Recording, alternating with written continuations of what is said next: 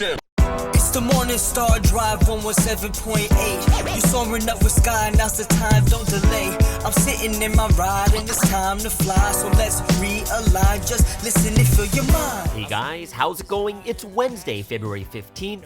And this is the Morning Star Drive on 117.8. We're on YouTube, so make sure to subscribe, follow us on SoundCloud, and make sure to support us on Patreon. So what is happening on this wonderful and awesome Wednesday? We've got current news from around the world, the word study on the book of Revelation, and Health is Happiness with Dr. Zinni. And of course, we're going to get some updates on Sunsteam's trial that happened the other day. All right, everyone, it is Wednesday. Super thankful for all of you joining us here on the Morning Star Drive Wednesday service tonight, and I really hope all of you are looking forward to receiving grace and fire. Just want to remind everyone, if you're in front of your phones right now, go ahead, click that like button. Just click that like button, and leave a comment if you can. I want to hear from you guys, see how you're doing. It is the way to communicate with each other too, so write your questions, requests, testimonies, all those things. Let's build the community, all right? So, one super exciting and happy news I am right now is we have hit 1,000 subscribers. Yes, we have hit 1,000 subscribers on this Morning Star Drive YouTube channel, so I'm really hoping see if all these brand new things that we can do. We're going to be monetizing our channel in some areas. Some areas we can't because of the music that we play. But ultimately, super grateful, super thankful, super happy. It is a wonderful and awesome day. All right. So, and like I said, once we hit 1,000, we're going to start trying something a little bit new with the podcast in the morning. Some of the copyright things that we can't really do because, they'll basically block the entire video if we play those things there. So let's just see. I'm going to go check and see which ones the ones we can play, which ones we can't, but it should be quite awesome and exciting too. All right. Also remember, tomorrow, Question Answer Thursday is around the corner. Already some questions coming in. If you have any questions, please drop them in the comments or DM me. Also would love to help out as much as I can. So leave your questions, DM me, personal message, whatever it is, or you can email me, or you can leave it in the comments below. Would love to hear it. And if you're going to ask a question that's going to come on it's going to be in public anyways, I don't know if it's going to make a difference if you put it in the DMs or in the comments anyways, all right? Either way, or unless it's anonymous, so that makes sense, all right? So I can't believe it's already Wednesday. This week is flying by. It's the midweek, and you know what? I completely forgot that yesterday was Valentine's Day.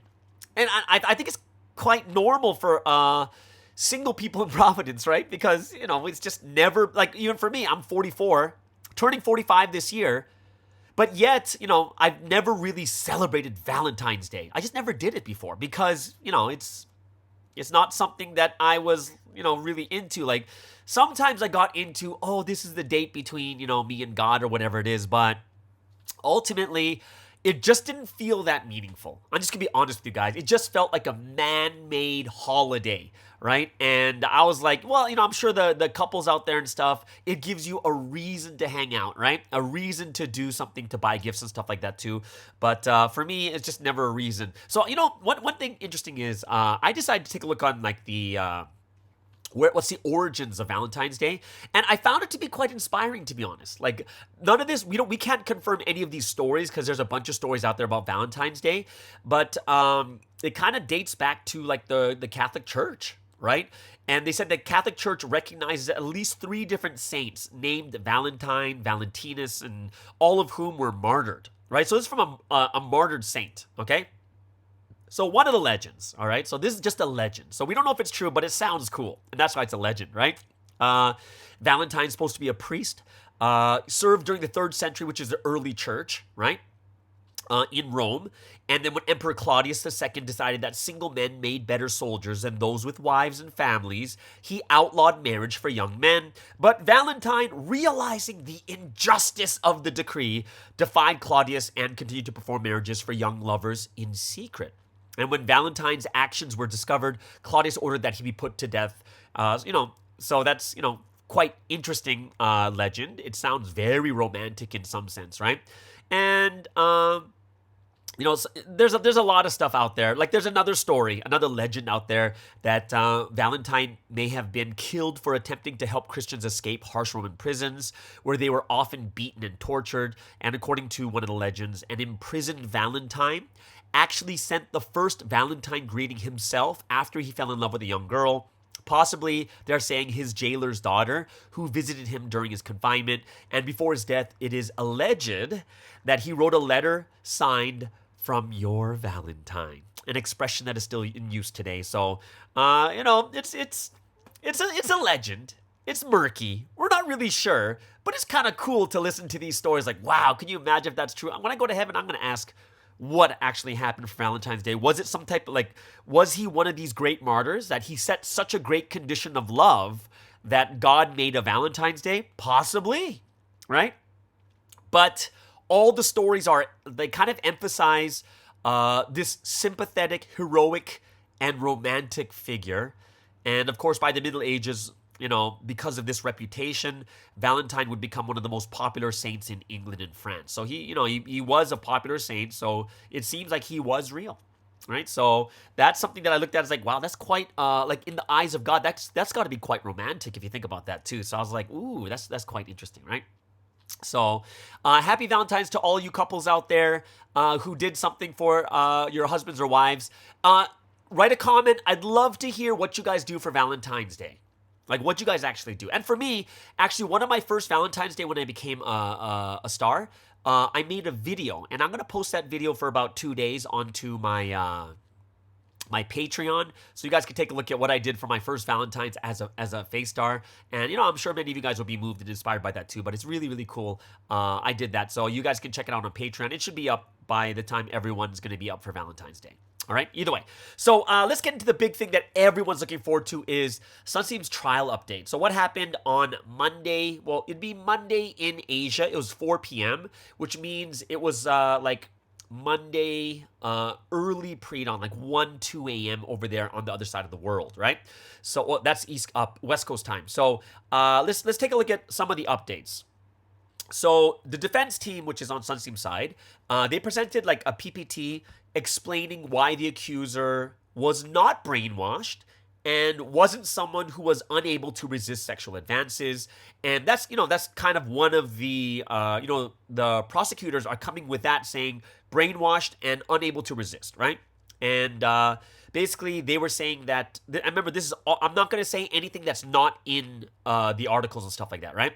And basically the defense said, number one, she was studying in Seoul at the time.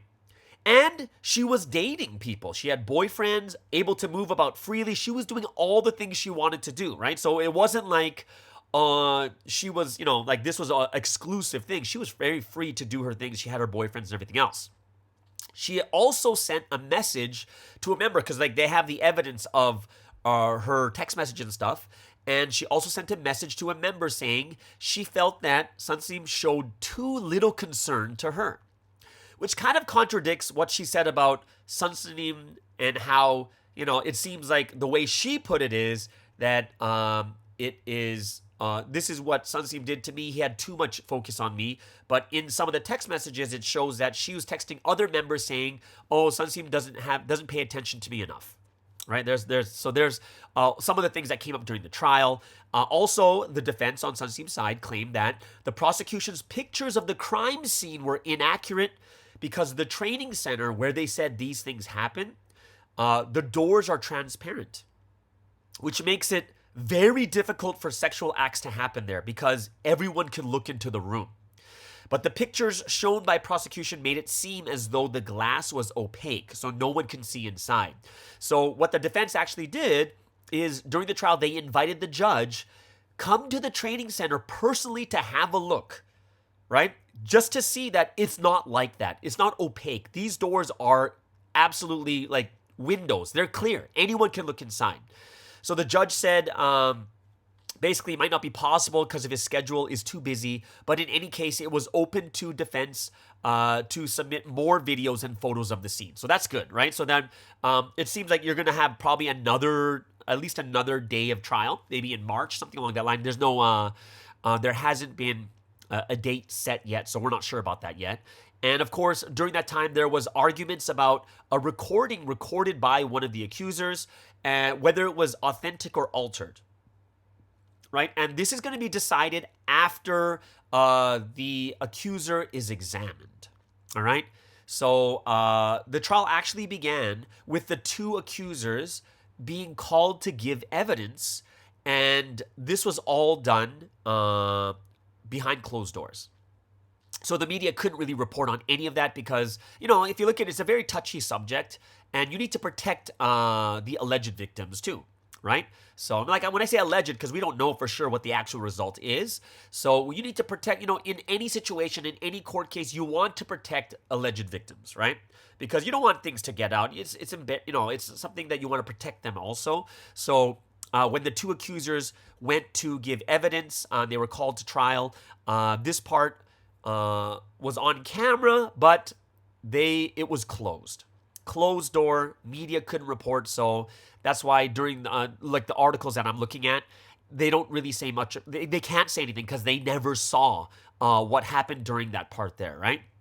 So there it is, guys. That is kind of like what actually happened. At the very, very beginning, the two accusers went up to the front to be questioned, to give evidence. And then from those, and that was closed door, so no one can see those things. So we can't really say anything about that unless you were there, but it was closed door. And it was more about the defense, Sunsteam's side, showing that, hey, guess what? She's not brainwashed. And she wasn't unable to resist sexual advances, and the proof was coming out about her having boyfriends during that time, and also sending members messages saying that she feels that Sunsteam doesn't pay attention to her enough, right? Which kind of contradicts her saying that Sunsteam is thinking too much of her, right? And then of course the review is. Another big thing that they're talking about is the pictures of the crime scene. It wasn't done with due diligence, and it was done there. If you go into more details of what the article says, the defense was saying that the prosecutors or the people investigating didn't put enough effort in, because when they saw the video, they're like going, no, the doors are totally not like that. So, judge, come to the scene, you'll see it. And he's like, I don't have time to do it, but you can present pictures and videos. So I'm sure the defense will be going out to take more photos and more videos of the actual doors and what it actually looks like inside, so that the court can see, this is not really what they're showing to you, right? So, it's very, very interesting. And of course, that last part is the recording by one of the accusers. Is it authentic or altered? Because it's not the original. So that's the big part that's kind of difficult, is it's not the original audio, and it shouldn't be accepted because you can't tell if it's altered or not, or authentic. So should it be something that they're able to use as evidence? And I guess they're discussing over this too. So that is kind of like the basics of what happened during the trial. Remember, this is all public information. This is all information that's been reported by reporters who went and saw the trial. So I am not like trying to say what I'm trying to say. I'm just telling you what the reporters reported. All right. If you guys have any questions or anything else like that for this one, because it's a little bit sensitive, you guys can DM me or email me instead for this one too, because sometimes it could be a little bit sensitive to some people also. All right. So there it is, guys. That is the update on Sunsteam's trial that just happened on Monday. It was February 13th, and I'll let you guys know when the next trial comes up. But like always, I'm not here to talk about this every single day. We have a lot of things that we need to do. We have our missions. We have our faith to run. We have to become better in our lives. Lots of different things that we do need to focus on making ourselves better. So this is why, only when it pops up, I'll tell you about it, or I'll tell you when the letters come out. And I do have this segment, Provi in the Media, every Tuesday. So you get some more insights on how things are too. All right, so there it is, guys. Very, very grateful and thankful for all of you guys who are just super supporting and supportive of me talking about the trials and stuff like that too, because I know there are some people that feel that it's not good for me to do it. But, we had this discussion before, and the discussion is basically saying that, hey, you know what? If you are very sensitive to it, then just don't listen to it. Just like those people that skip the sports section, you guys can skip this section too. It's really, really up to you guys. It really is. Okay.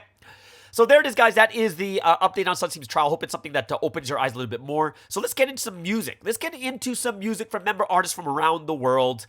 What did we listen to today? I need to get myself revved up, but I really, really like this song called Inside My Head by Kiro Black and Julius from Australia. And it kind of reminds me sometimes what I go through. I'm just so, all inside my head, but I got to get rid of it. I got to change it too. So we'll start with that song as a feature artist of the day. Then we have Xeniac from PMA in Korea with some post-rock, and that song is a self-titled song, Xeniac. And we'll end things off with our newest artist from Japan, Tecmo Plus, and this song is...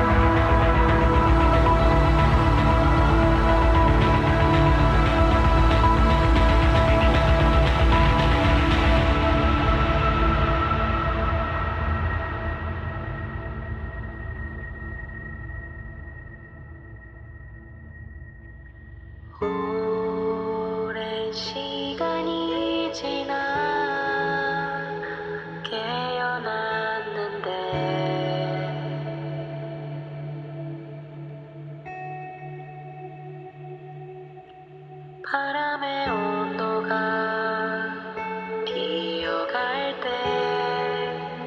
난 죽음을 잊어버렸다.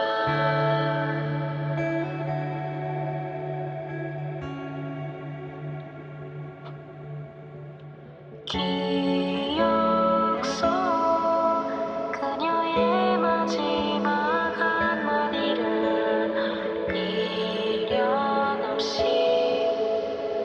바다에 내주었다. 누구도 이해하지 못한 어느 누구도 다 다르지 못한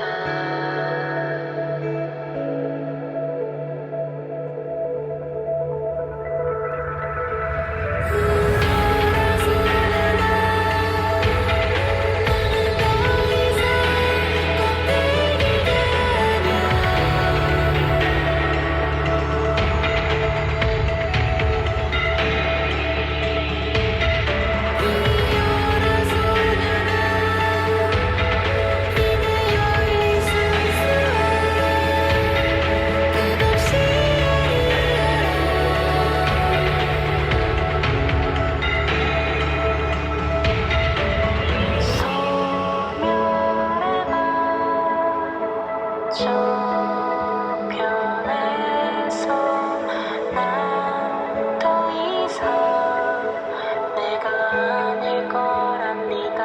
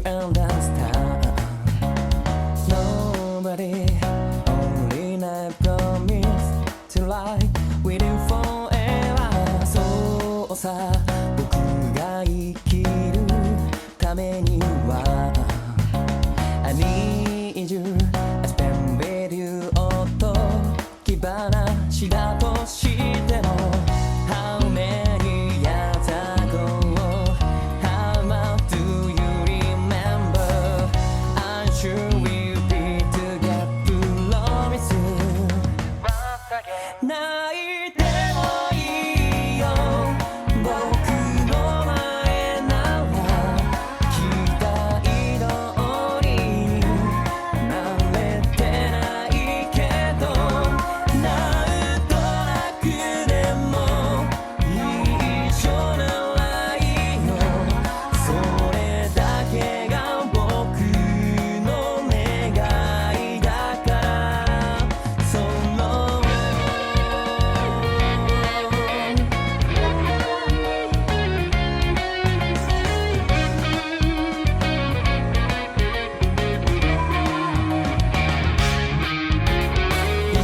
いつか君と離れるなんて世界が逆さまになってもありえないよ How many years ago How much do you remember I sure will be together promise you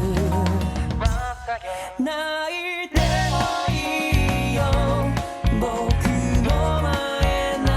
僕の前なら期待通りになれてないけどなんとなくでも一緒ならいいよそれだけが僕の願いだからその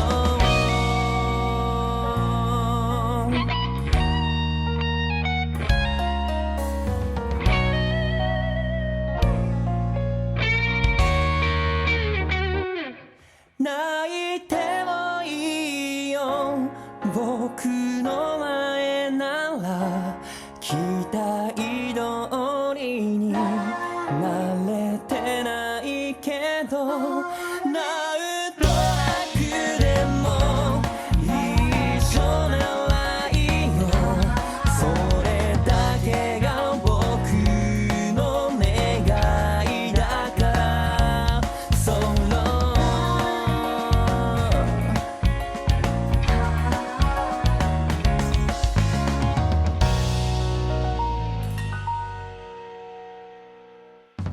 And that was Tecmo Plus from Japan with the song Promise. Before that, Xeniac from PMA in Korea with the self-titled song Xeniac. And of course, feature artists of the day, that is Kiro Black and Julius from Australia with Inside My Head.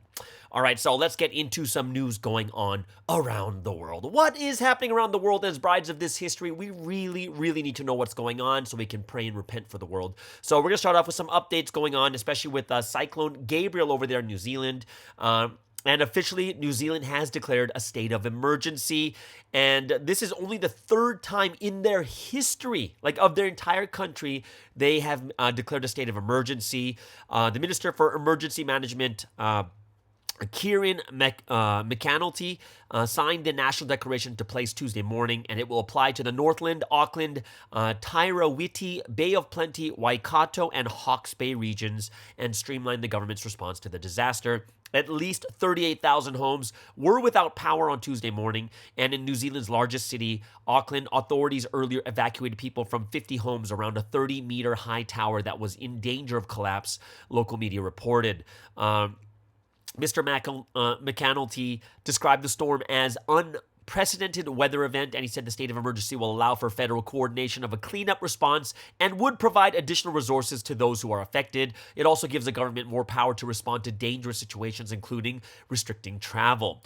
New Zealand's Prime Minister Chris Hipkins announced a $7.3 million aid package on Monday. Cyclone Gabriel is hitting New Zealand's north just weeks after Auckland and surrounding areas endured record rainfall and flooding, which killed 4 people. One firefighter is missing, another critically injured after a landslide took place at Auckland's West Coast beach settlement in Muriwai. New Zealand's meteorological agency Met Service said About 260 millimeters had fallen in the Hawke Bay region in the past 24 hours. Met Service on Wednesday said the cyclone would continue to bring severe weather to northern and central parts of New Zealand as it moved southeast.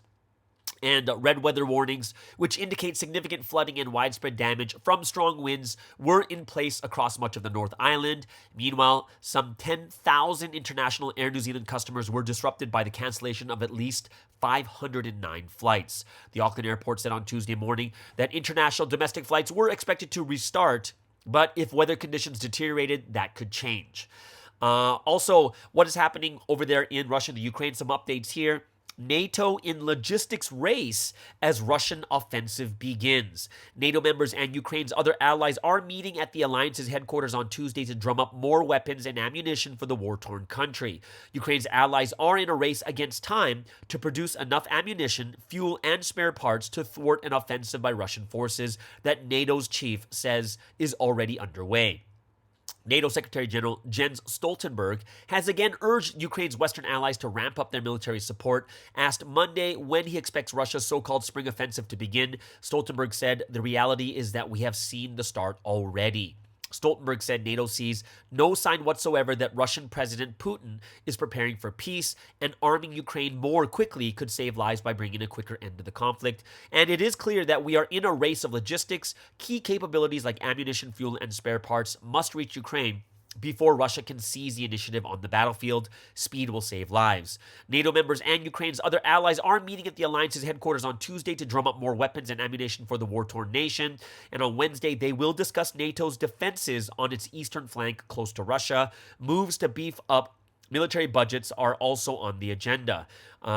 So right now, the city of Bakhmut, which is in eastern Ukraine, came under heavy Russian artillery fire on Monday as Ukrainian forces there brace for possible ground attacks. And positions in Bakhmut have been fortified and only people with a military role were being allowed in, a deputy battalion commander said, and any civilians who still wanted to leave the city would have to brave the incoming fire. Bakhmut in the Donetsk region is a major objective for Putin, and months of Russian shelling have already left much of it in ruins. Nazarenko said that although no fighting was taking place in the city center right now, the defenders were prepared to meet any assault. The city is a fortress. Every position in every street there, almost every building is a fortress, he said. So the capture of Bakhmut would give Putin a new foothold in the Donetsk region and a rare victory after several months of setbacks. The Russian assault has been spearheaded by mercenaries of the Wagner Group who have made small but steady gains. Donetsk and Luhansk regions make up the Donbass, Ukraine's industrial heartland, and Russia partially occupies it and wants to win full control. Ukraine Defense Minister Oleksiy Reznikov said the main items on the agenda of the talks at NATO headquarters will be air defenses, forming a tank coalition, training of troops, and logistical support. So that is the update over there. And last but not least, the last update, not the last one, but the update for Turkey-Syria earthquake. The death toll is now over 36,000. So, we're talking about like floods in New Zealand that killed 4 people. This earthquake has killed 36,000 people already. So this is an incredible amount of loss. Of those 36,000, you're going to have about 32,000 in Turkey and about 5,000 in Syria. So it's really, really bad. The Syrian president Bashar al-Assad has agreed to let the United Nations deliver aid to rebel-held parts of northwest Syria through 2 more border crossings from Turkey. And in the Turkish port city of Iskenderun, a field hospital set up by the Indian Army is the only health facility serving a pre-earthquake population of 250,000 people. So, even some areas like Hatay province, which was the hardest hit in Turkey, excavators are there, and they've begun to remove debris from an urban area.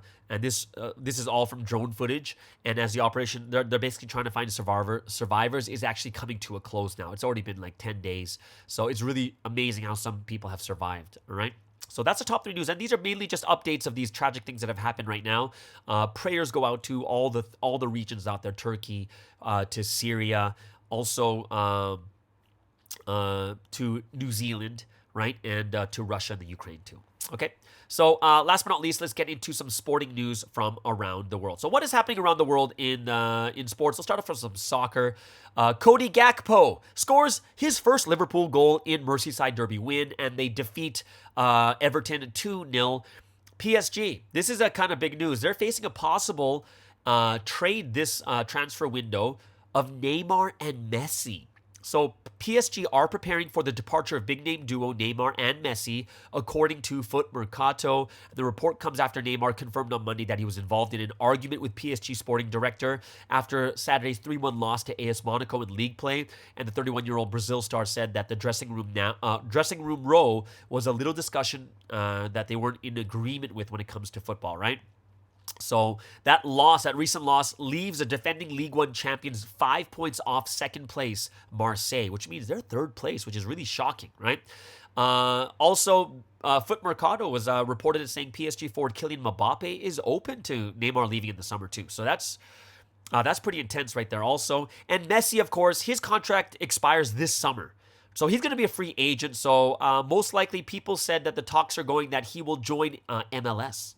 Right, Inter Miami, which will be nice because the last reports is he would work with David Beckham, who is the owner there, become part owner of Inter Miami. And, it's great for these people to have these visas that allows them to stay in the U.S. because, U.S., honestly, going to like Miami, it's a great place to live. All right.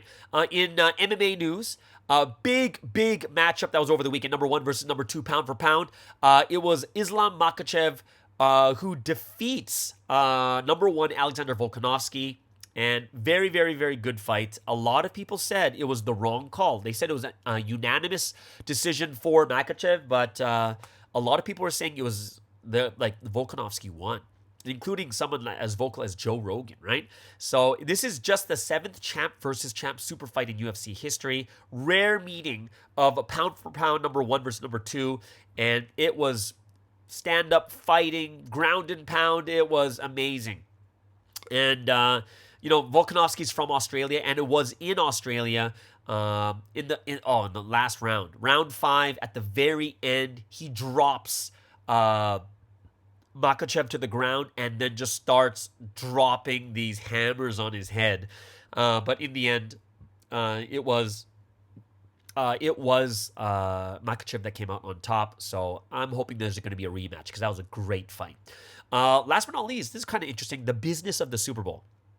Super Bowl 57, on pace to be the 3rd most watched program in history of television. Okay, so far the numbers is about 113 million people, so that's 3rd most ever. Right, so we know that Kansas City Chiefs beat the Philadelphia Eagles, but the estimation is 113 million people watching, and that's according to preliminary numbers released on Monday. The most watched game was actually New England versus Seattle, right? And that's the record at 114.4 million viewers, and that's not including streaming, right? And that's followed by Super Bowl 51. That's between Atlanta and New England. That was 113.6 or 0.7, right? And it's this year's Super Bowl is also an increase from last year, because last year was 112.3, and this is crazy. This just shows you the power of the NFL, how big it really is. Already it's number 3, but guess who's 2 and 1? It's still the Super Bowl. They're like number 1, 2, 3. They probably have 4, 5, 6, 7, 8, 9, 10. They probably have the most ever, right? So. And there's a new record. There were 7 million streams of the Super Bowl, which is an 18% increase over last year, was only 6 million. And Rihanna's halftime show averaged 118.7 million viewers, making it the 2nd most watched show in Super Bowl history. Because Katy Perry's in 2015 was 121 million, which is nuts too, right? So you know what's even more interesting? The most coveted spot in television is the spot right after the Super Bowl. Is right after the Super Bowl, right? And they said that 15.5 million people watched the season premiere of Gordon Ramsay's competition Next Level Chef following the game. It is the most coveted time slot on television, is right after the Super Bowl, because everyone's watching anyways, right? It's not 113 million, but still 15.5 million were watching that. So guys, guess how much commercials were? 30-second commercial. $7 million to get a commercial, and that's one of the big things that people look for is these commercials. But it's up 500,000 from last year. Last year was 6.5 million for a 30-second commercial. It's 7 million this year, and it was worth it if you get 113 million eyes viewing those commercials. All right. Either way, there it is, guys. That's the top 3 news in sports and from around the world. Hope it helps you guys out when it comes to you praying and the prayer topics you need for your prayers. So really, really thankful and grateful for all of you guys listening here. All right. So, what does that mean now, guys? Well, if the news is over, it means it is the golden time.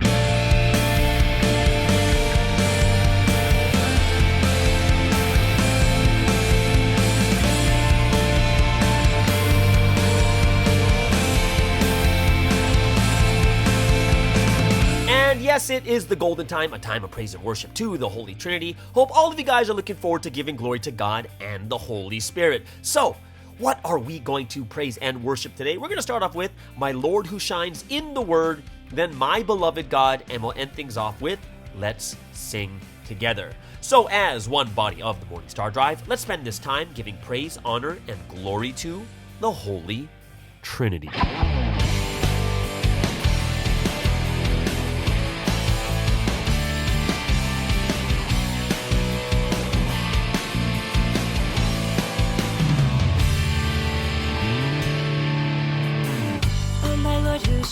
Within the Word, speaking with the power of the Spirit, ruling justly over all the world.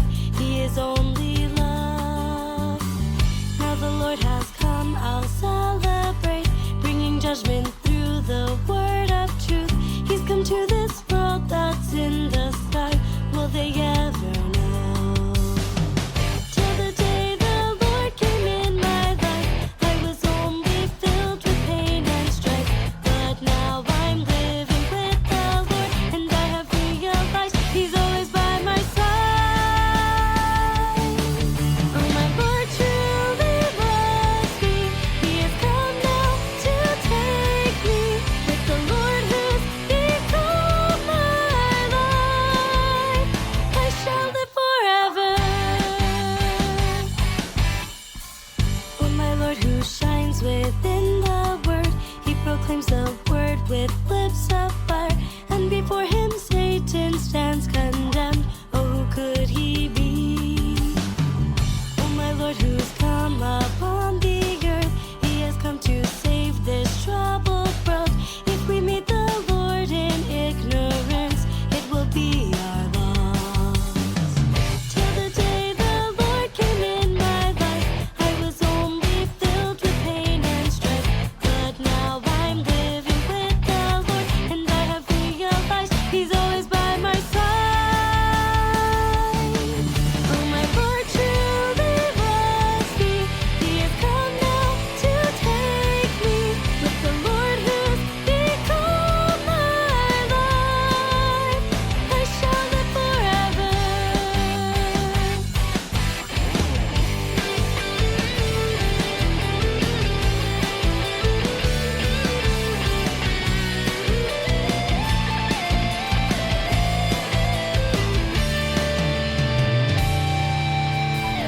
Oh, my Lord has called us to fulfill heaven's purpose of creation here. And as He makes heaven on the earth, we are overjoyed. My Lord always judges righteously, speaking only words of truth and love. We're rewarded as much as we do. I will follow Him. Till the day the Lord came in my life, I was only filled with pain and strife. But now I'm living with the Lord, and I have realized He's always by my side.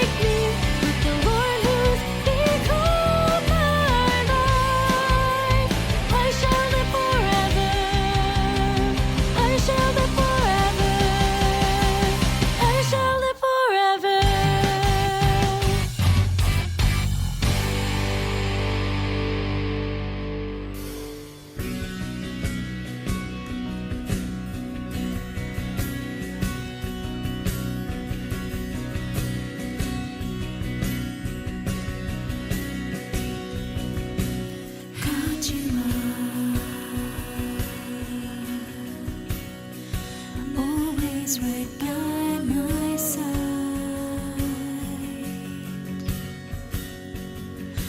close to me. I feel you breathing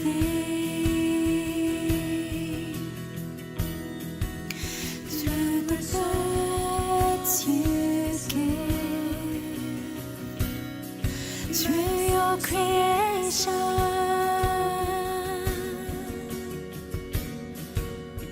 I can feel you, God,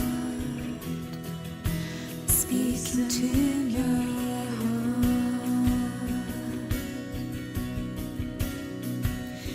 I can feel the love, your tender love. My beloved God, my beloved God, for all eternity I'll give my love to you. My beloved God, my beloved God, until the end of time I'll live with you.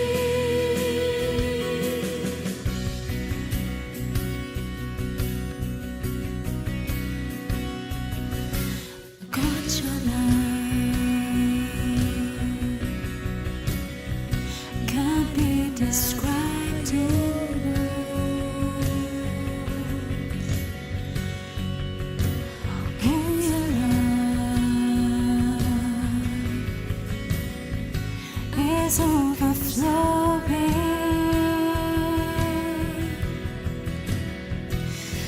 You are by my side. I know you love me,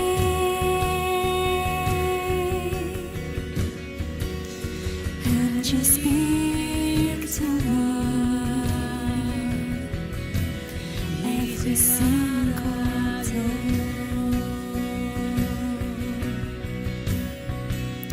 Now I know your will, the way you have followed.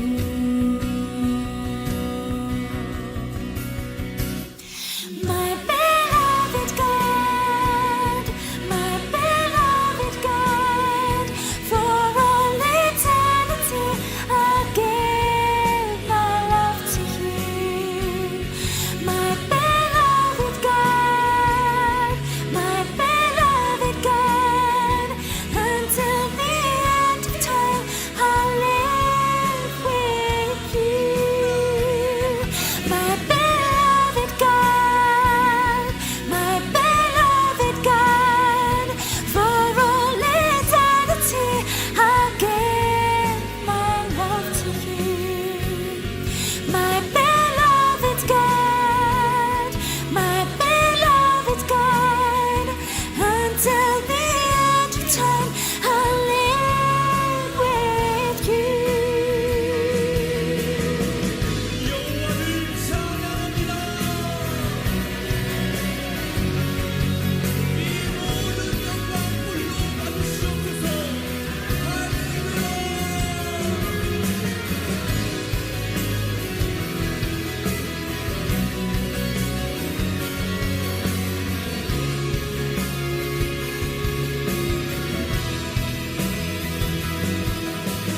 Giving all my life, I will live only for you. Now is the time, God, when your dreams are fulfilled. I'll give thanks and live the life of rapture now, until I'm with you in the highest place. My beloved God, my beloved God, for all eternity I'll give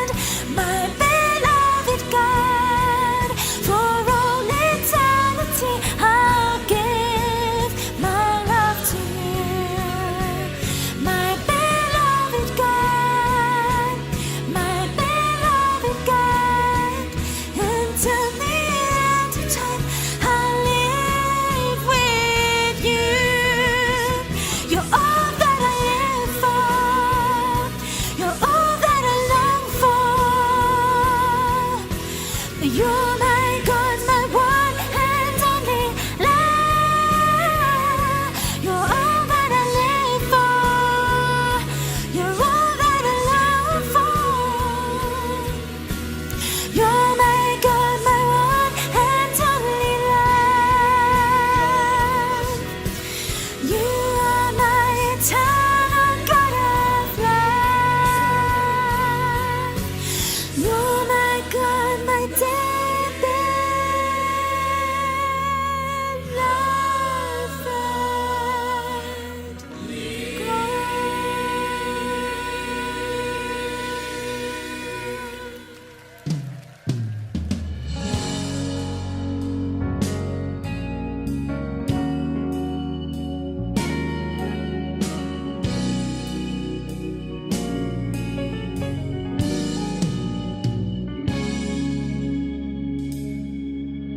Sing these songs with me, lift up your praise.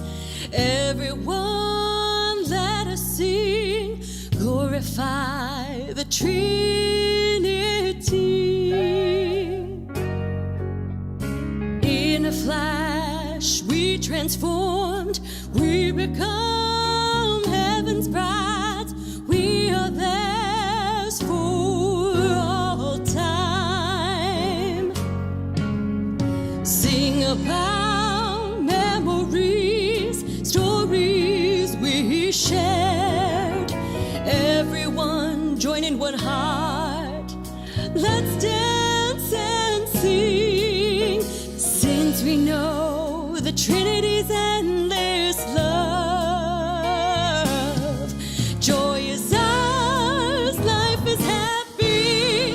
We'll live with grateful hearts, thankful in spirit, body, and soul.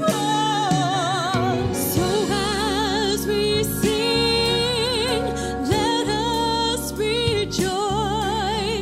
We'll dance and fall deeper in love. With the Lord we converse joyfully. This is eternal love. This is heaven.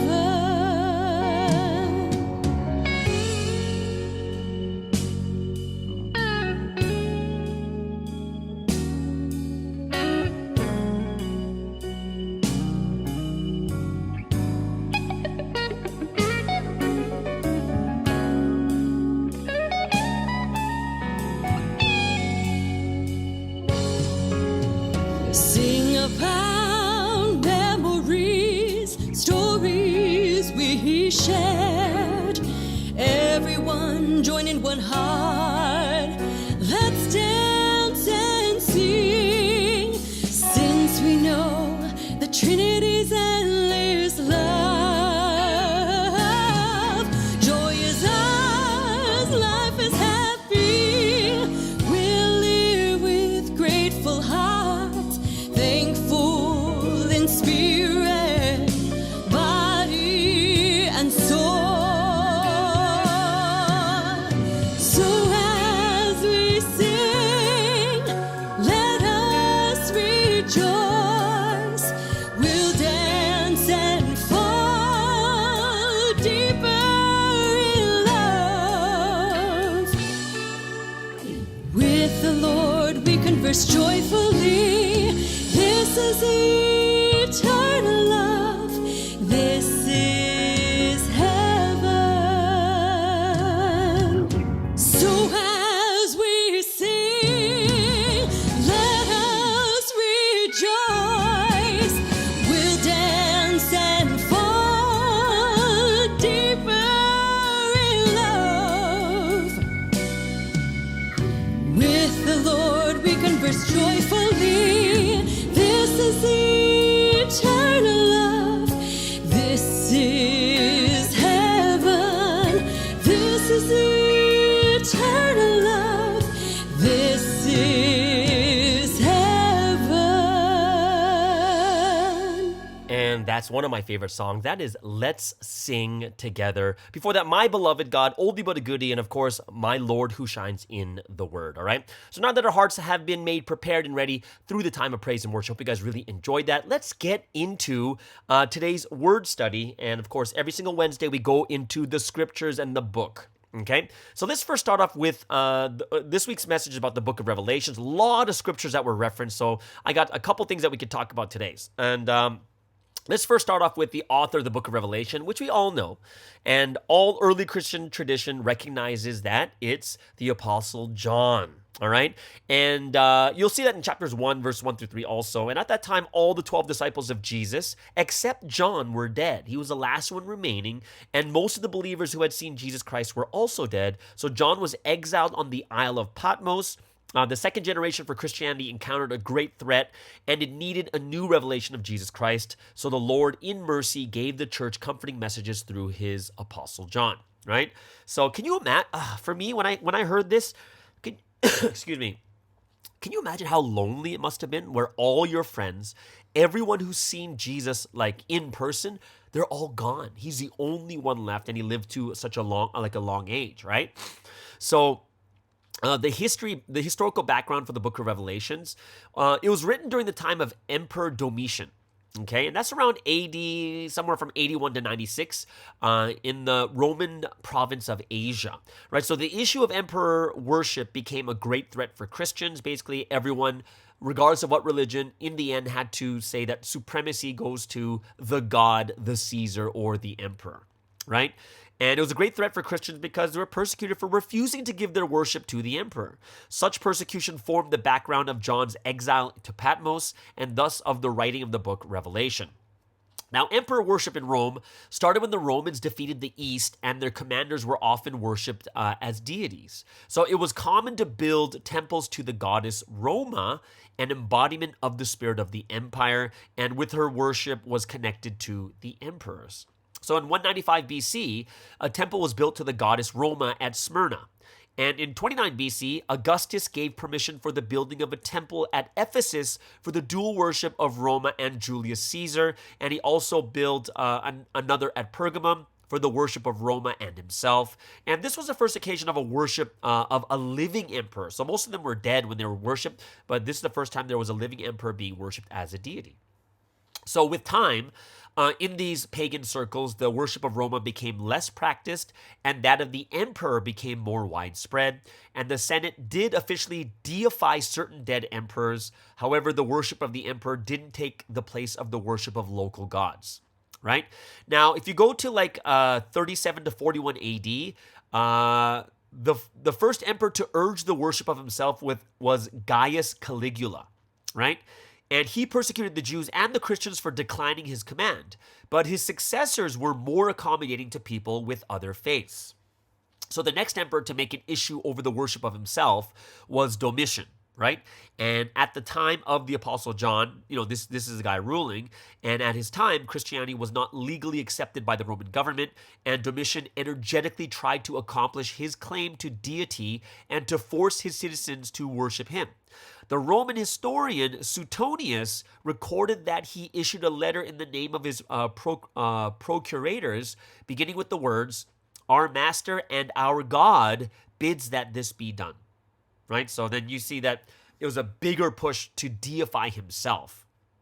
So this message from the book of Revelation, it's kind of like an apocalypse unveiling the mysteries of the future. But in the end, it's the triumph of Jesus. So it's kind of like this week's message. In the end, if you're with the Lord, you win, right? So the visions of the book that were given to John fulfilled specific needs in their own time, and it also carried a message of hope and warning to all future generations. And through these visions, believers in all the ages can see the majesty of heaven revealed in their resurrected Savior, who is standing at the throne of God and greatly outranks in glory and strength any worldly power that demand their worship. Also, the book of Revelation affirms the truth that Jesus Christ is at work perfecting his faithful children on earth so that they may reflect his righteous character. And that he leads his church through the ages of history toward the fulfilling of his divine plan, that he might present the people of God to himself, a glorious church, not having spot or wrinkle. This comes from like Ephesians chapter 5, right?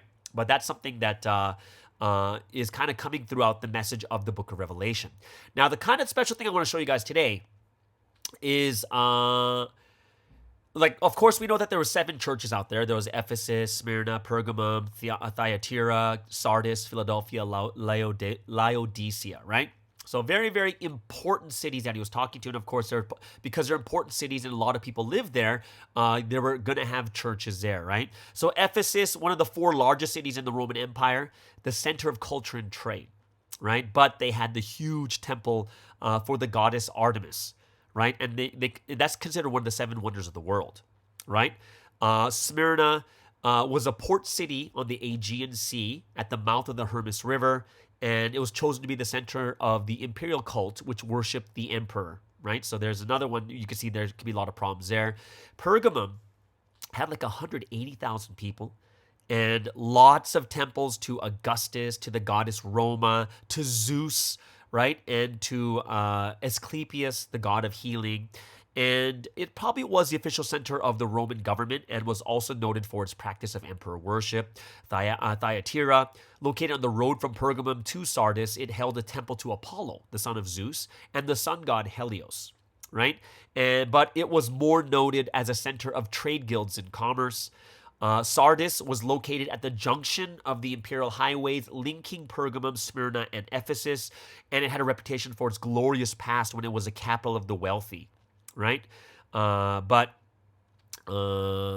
it had been captured twice, right? And that's why, and there was like supposed to be some type of huge devastating earthquake that happened in there that made it kind of drop. Then we have Philadelphia was more devastated. You know, we talked about that earthquake in Sardis. It was more devastated by the earthquake of 17 AD, and the area is subject to frequent seismic activity, and it's known as Al-Sahir today. Laodicea, the 7th city, very prosperous city. Wealth, reputation were based on its wool and linen industry and produced black cloth and its manufacture of an eye ointment. So, you know, quite interesting there too. And so that's kind of the 7 cities and why they were so important. And that's probably why they had a lot of churches, big churches there, because there's a lot of people living there. So a couple things I want to go over is when you look at the former faith, what are their thoughts of the book of Revelation? Like, what are they thinking? Like, so, like, you know, from Revelation, the number 666 comes out. That's like Revelation chapter 13, right? And there's a lot of speculation about what this number means, right? So then a lot of people just say Satan, Satan, Satan, but there's still a lot of speculation what it actually means. Since both Hebrew and Greek use their alphabets for counting, it's possible to add up the value of the letters of a person's name and arrive at a sum kind of thing, right? So everything from the Roman Emperor Nero to Adolf Hitler has been suggested, and you know, for 666, like the numbers coming together. Others have pointed to the Roman Latin system of numbers, where if you take each of the numeric symbols and add them together, you arrive at 666. Or this suggests that perhaps the Roman political system is the beast, right? And of course, the identity of the beast remains beyond our confirmation, but it's most likely refers to Caesar Nero, who's referred to in other ways in chapter 13. So this kind of like, this is where those thoughts and ideas come from. But the general census is like, oh, that's Satan's number kind of thing, right? But this is why when we hear like what Sunseep talks about 666, it's like, oh, wait a second, I thought it meant Satan. But when you listen to even the speculation today, there's a lot of people just trying to wonder what the 666 actually means. Some people actually say like U.S. presidents and stuff like that too, which is kind of weird, right? The 144,000, you'll find that in Revelation chapter 7. And I think it's another chapter 2, right? The number of Jews, 12,000 from each of the 12 tribes of Israel who believed in Christ and provide a witness to the faithfulness of God. And for non-literalists, so if you're not thinking it as a literal thing, this number refers to the wholeness and completeness of God's promise to Israel, right? So that's kind of our view, is more of the wholeness. It's a symbolic number more than anything else. It's not literally 144,000 and that's it, right? So some other people will believe that it refers to 144,000 Christian Jews who will be divinely protected from the tribulation, right? So there's a lot of thoughts out there. Jehovah's Witness refers to 144,000 the heavenly class Christians who will be raptured first, right? That's quite interesting too. Antichrist is a big subject that comes up when it's about the book of Revelation, and the word Antichrist actually only appears 4 times in the Bible. This word Antichrist. It's in 1 John chapter 2. You'll see them a bunch of times. It's in 2 John. And in these instances, it refers to human beings, teachers who are supposedly Christian, but who are false and deceptive. And some claim that the little horn of the fourth beast described in Daniel 7 and 8 is to be understood as the Antichrist. Right? So there's a lot of speculation on these things where a lot of times when we hear people talk about the Antichrist and 666 and all these other different things, it almost sounds like it's like, no, it actually means this. But there's a lot of speculation out there too that people are still thinking about. The book of Revelation is known as an apocalyptic scripture, like the end of the world, right? But like the word apocalypse in Greek, it just means uncovering or revealing. So we would say it's the end of the world, but the word apocalypse in Greek, it just means uncovering or revealing, right? So it's the first word of the last book of the New Testament, and hence the book is called Revelation, or sometimes the book is called sometimes the Apocalypse, right? So think about it. It's used side by side with the word revelation, right? To reveal, right? To uncover. So what's usually revealed is some hidden or secret information about the end of times. And the apocalyptic literature often uses symbols and highly charged language to relate the seer's heavenly journey and vision of the end, right? So that's some other cool stuff that people talk about. The Armageddon, right? Which only occurs, this word only comes out once in the Bible, right? In the book of Revelation, chapter 16:16.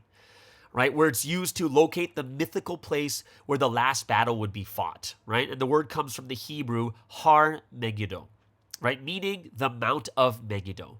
And there is indeed a place called Megiddo in northern Israel where, because of its strategic location, many battles were fought in ancient times. But it's a plain and not a mountain. That's where Josiah got killed also too, right? So that's kind of like a lot of the different things that... like a lot of the themes that come out of the book of Revelation. But like we kind of look at, a lot of things a lot of terms and a lot of things that we think about this Revelation, apocalypse, and this book of the end, and all these other different, 666 and the beast, all these things. A lot of it is speculation. A lot of things that people, because we get scared easily, we think like, oh my gosh, what does this mean? Oh, what's going to happen? And we have to be very careful that the more we actually study and research these things, the more we're going to get a better idea and feel more calm about it. When I was growing up in the former faith, we were all scared to read the book of Revelation. It was too scary. Oh my gosh, it's the end, and people would freak out and stuff like that too. But we have to realize it's totally not like that, right? That we have to be very, very careful that we don't freak out, have a knee-jerk reaction, and then all of a sudden just start scaring other people about that too, right? That's the one thing we don't want to do, all right?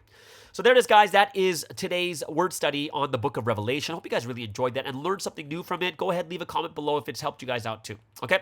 So let's get into today's song of choice.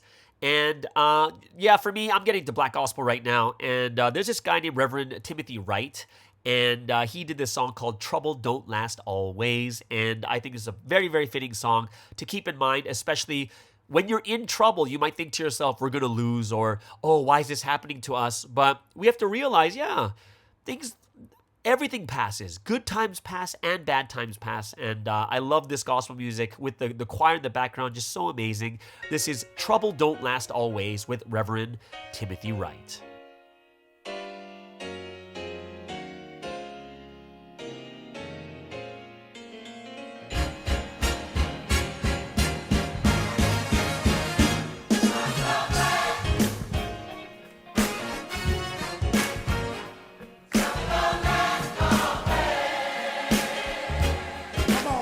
Together. Hey, yes I am. Trouble don't last always.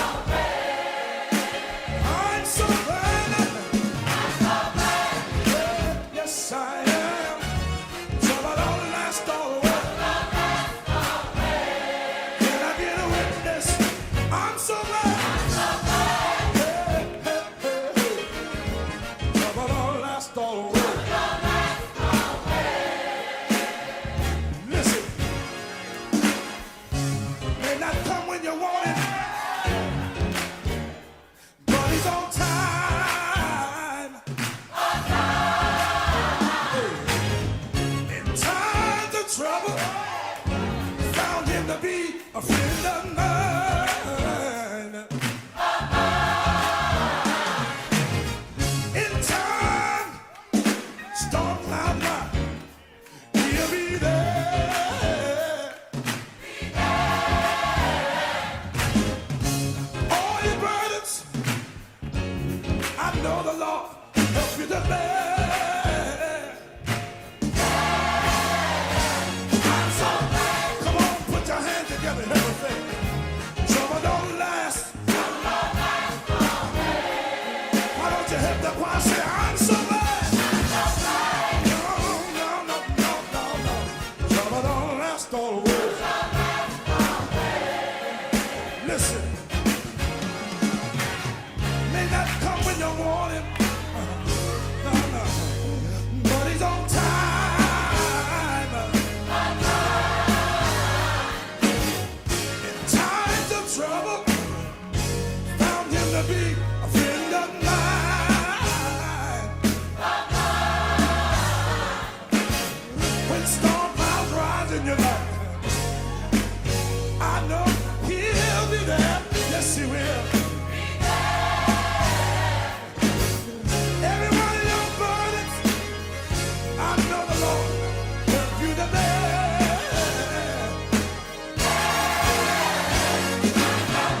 Come on, put your hand together. Trouble don't last always. Aren't you glad to know I'm so glad? Hey, hey, hey. Trouble don't last always.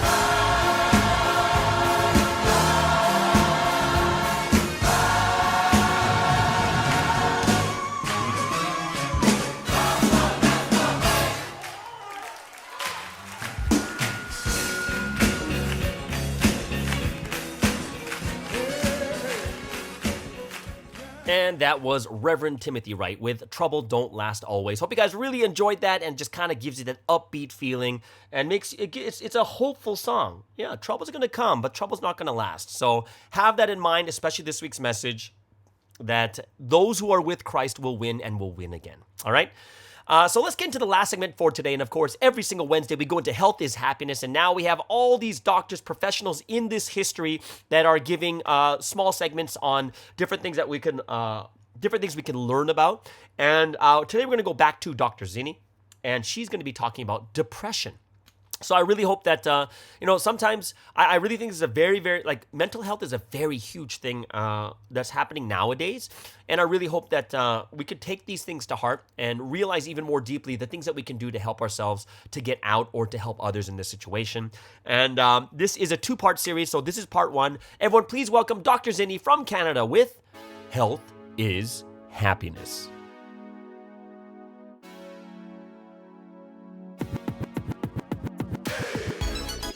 Hi everyone, it's another Wednesday, and welcome to Health is Happiness. I'm your host, Dr. Zinni, a family doctor in Ontario, Canada. Today we're going to continue our mental health mini-series and focus on depression.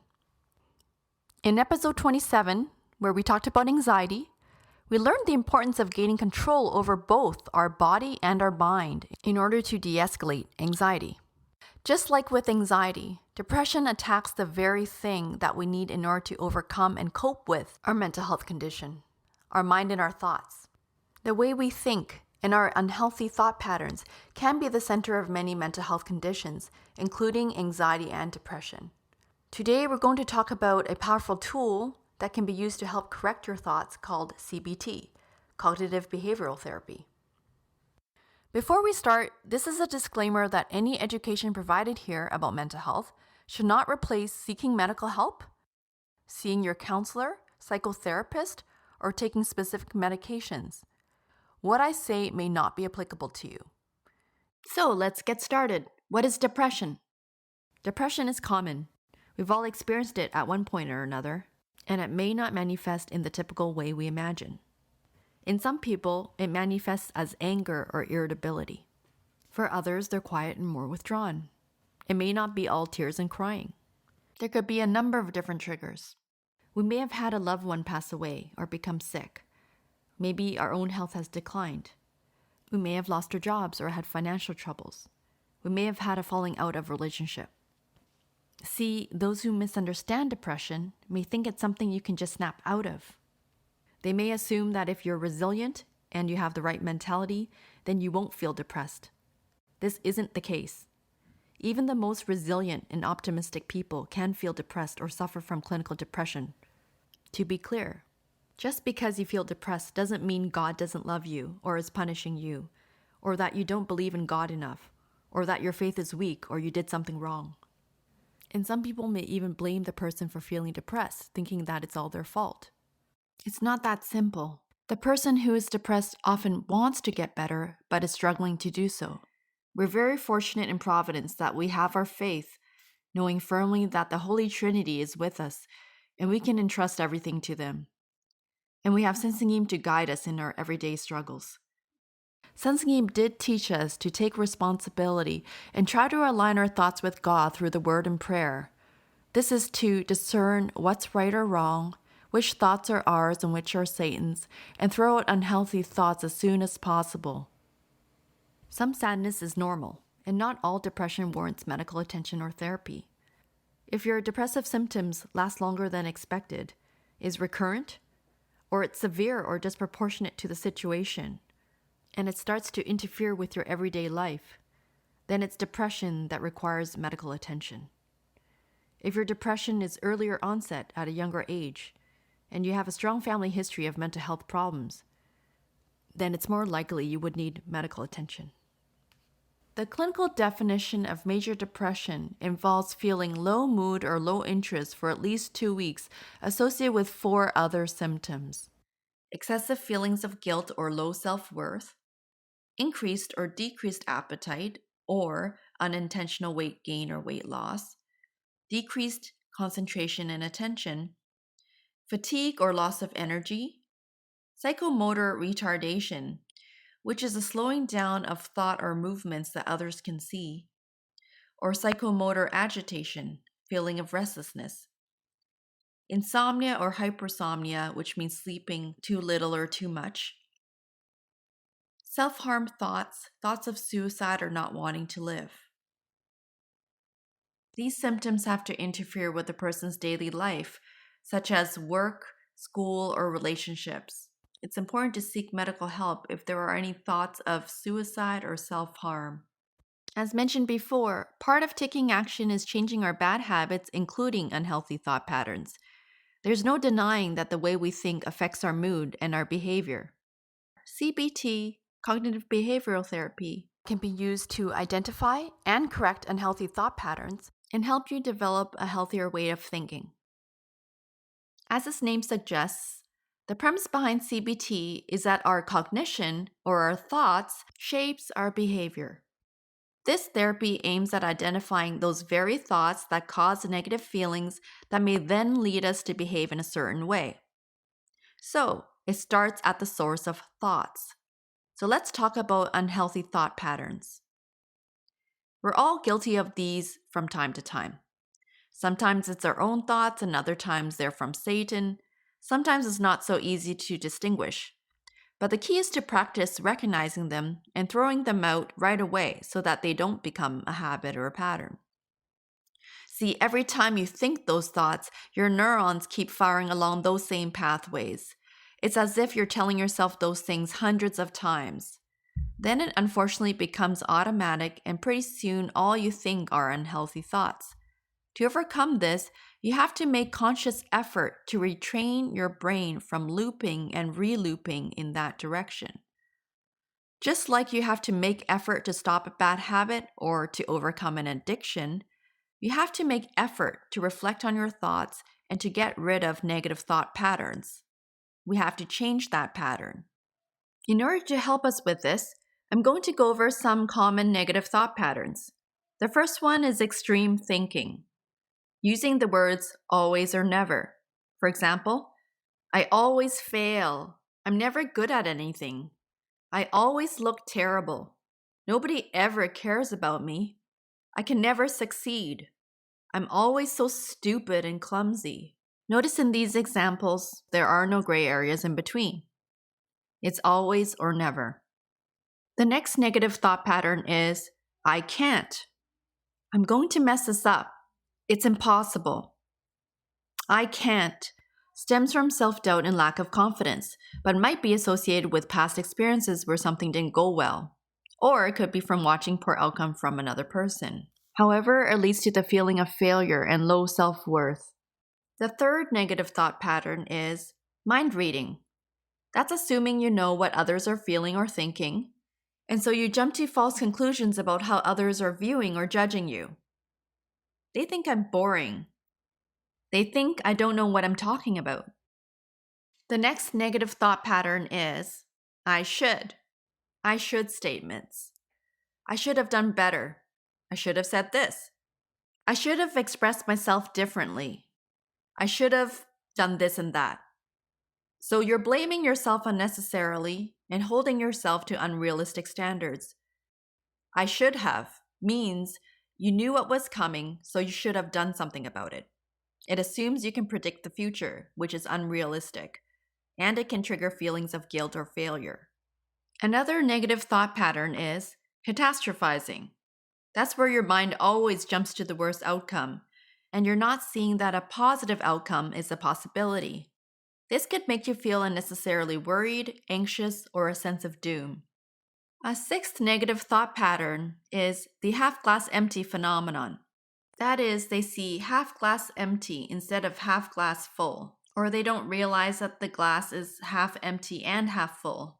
This is when someone only sees the negative aspects of a situation while ignoring the positive. They're magnifying the negative and minimizing the positive. This can cause that person to feel overly pessimistic and not feel satisfied with what they have, and they may miss blessings in their circumstances because of their limited perspective. A seventh negative thought pattern, and the final one I'll review here, even though there are dozens and dozens of unhealthy thought patterns, is the double standard. This is where you're overly hard on yourself and you hold yourself to an unreasonably high standard compared to everyone else. You're being a self-bully. I should look a lot younger than I do, even though that person looks 5 years older and we're the same age. That's because we don't age in Providence. Okay, now that we've gone through 7 common negative thought patterns, hopefully that will help you reflect upon and recognize unhealthy thoughts. In the next episode, we'll go over in detail how we can use CBT to correct unhealthy thought patterns that provoke the feelings of anxiety and depression.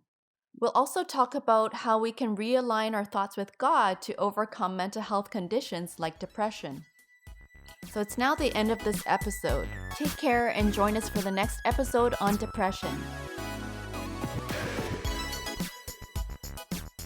And thank you so much, Dr. Zinni, over there in Canada, for another awesome and very needed episode on depression. Not everyone is going to be clinically depressed, but we're going to have different levels of depression too, and a lot of these things are going to help us out. So I really hope that we can control our thought patterns, and I'm looking forward to part 2 of this episode, all right? If you guys have any questions, more questions about any other parts when it comes to health, we have a lot of doctors on board and more coming on board now that will really, really be able to answer those questions too. So everyone, thank you so much for joining us here on this wonderful Wednesday. Have an awesome service tonight, and we'll see you guys again tomorrow on the Morning Star Drive on 117.8. It's the Morning Star Drive 117.8. You soaring up with sky, now's the time, don't delay. I'm sitting in my ride and it's time to fly. So let's realign, just listen and feel your mind. I'm burning with desire and